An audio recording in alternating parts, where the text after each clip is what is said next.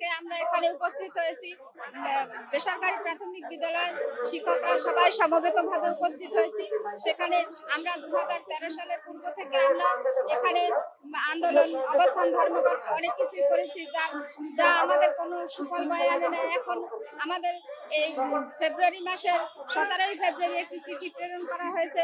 সেই চিঠির জন্য আমরা এখানে সবাই সমবেতভাবে উপস্থিত হয়েছি এবং সেই চিঠির দাবি দেওয়া আমাদের না মানা পর্যন্ত আমরা এখন এখান থেকে যাব না এবং আমাদের এই দাবি দেওয়া অনেকদিন পর্যন্তই আমাদের এই দাবি দেওয়াগুলো তারা মেনে নিচ্ছে না। এজন্যই আমরা এখানে অবস্থান করছি। আমাদের শিক্ষকরা বঞ্চিত, লাঞ্ছিত, অবহেলিত।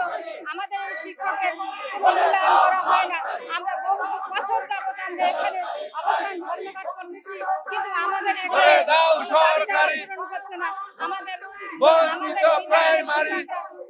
শিক্ষকরা সবাই আমাদের শিশুরা তারা পায় না এবং আমরা কোনো বেতন